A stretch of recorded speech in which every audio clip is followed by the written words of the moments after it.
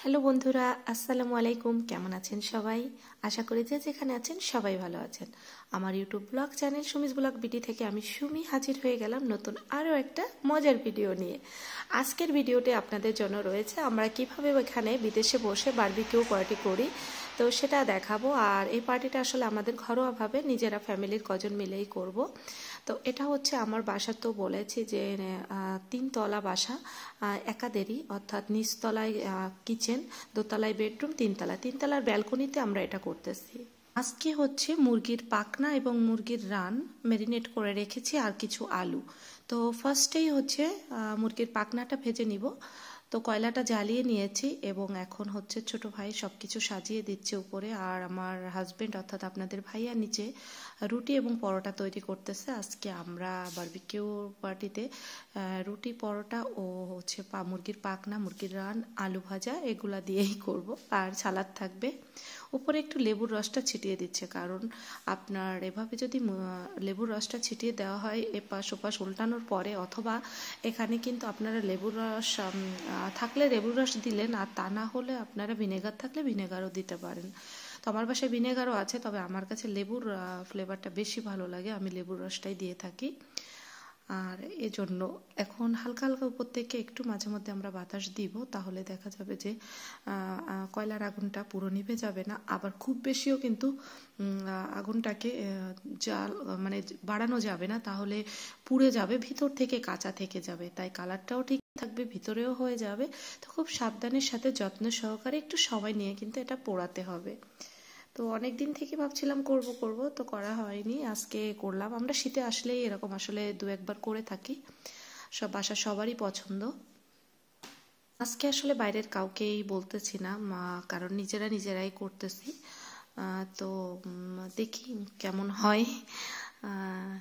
এইগুলা হচ্ছে এই যে কালো ছোট ছোট যে পাথর কুচি, এটা কয়লার উপরে ছিটিয়ে দিলে আগুনটা ধরতে আসলে খুব ভালো সুবিধা হয়। তো এজন্য এখন যদি উপর থেকে একটু হালকা বাতাস দেওয়া হয়, তাহলে এটা আবার হচ্ছে জ্বলে উঠবে। আমাদের হচ্ছে প্রথম ধাপটা শেষ হয়ে গেছে পোড়ানো, এর পরেরটা দিচ্ছি। তো আবার কিছু নতুন কয়লা অ্যাড করে দিলাম, কারণ আগের কয়লাটা শেষ হয়ে গিয়েছিল। তো এরকম পলিতে করে এখানে কয়লা কিনতে পাওয়া যায় সুপারে। আমার ছেলে বসে আছে, একটা একটা করে নিয়ে খাচ্ছে আর হচ্ছে ফোন দেখতেছে। ও তেমন একটা কোনো হেল্প করতেই চায় না। তো মাঝে মাঝে হচ্ছে কয়লার আগুনটা একটা কিছুর সাহায্যে আপনার চারিদিকে একটু নেড়াচাড়া করে দিলে আগুনটা সমানভাবে কিন্তু সব জায়গায় লাগতে পারে, তাই না? তো আর এমনি বাইরের পরিস্থিতি তো খুবই খারাপ, আমরা আসলে লকডাউনের ভিতরেই আছি, কারণ নতুন করেও কিন্তু আরেকটা ভাইরাস, আপনারা সবাই জানেন যে SARS-2 করোনা ভাইরাসের থেকে 70% বেশি শক্তিশালী এটা। তো এটা আবার ইংল্যান্ডে খুব বেশি ছড়িয়ে পড়েছে এবং আমাদের ইটালিতে অলরেডি 5 জন ধরা পড়েছে।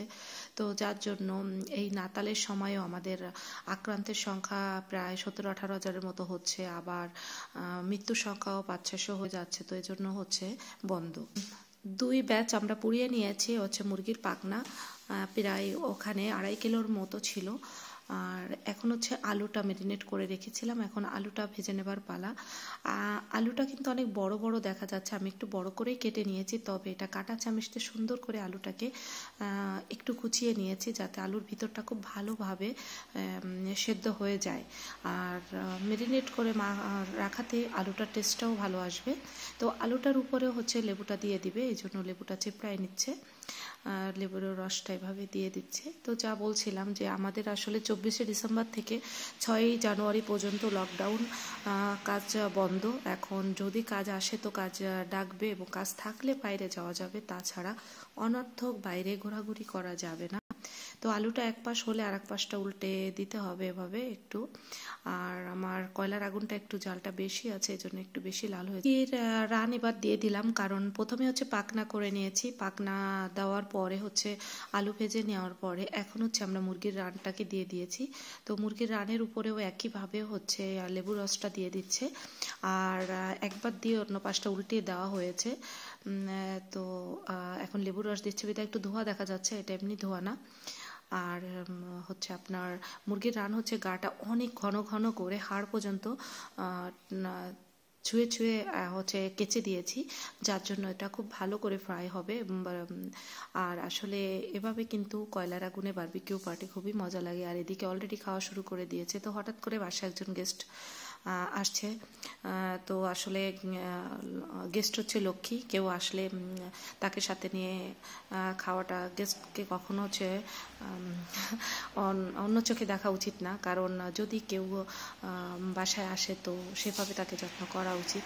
তো ওই যে আমার হাজব্যান্ড খাচ্ছে সোফায় বসে, আর নিচে আমার ছেলে এবং ওই ভাই, উনি সাতক্ষীরার, ওনার ফ্যামিলি পাকিস্তানে থাকে, ওনার এক ছেলে আর ভাবি। তো উনি মাঝে মধ্যে আমাদের বাসায় আসেন, খুবই ভালো মানুষ। বাইরে তখন অন্ধকার ছিল আর সারাদিন বৃষ্টি হচ্ছিল। বাইরের আকাশটা একটু আপনাদের সাথে শেয়ার করলাম, দেখুন কেমন মেঘাচ্ছন্ন আর অন্ধকার। তো আজকের ভিডিওটা যদি সামান্যতম ভালো লেগে থাকে, প্লিজ প্লিজ প্লিজ আমার YouTube blog channel Sumi's blog BD subscribe করবেন, লাইক শেয়ার কমেন্ট করবেন এবং আমাকে কমেন্টে জানাবেন কেমন লাগলো। আর আমার জন্য দোয়া করবেন, ফ্যামিলি ফ্রেন্ডের সঙ্গে অবশ্যই শেয়ার করবেন। আল্লাহ হাফেজ।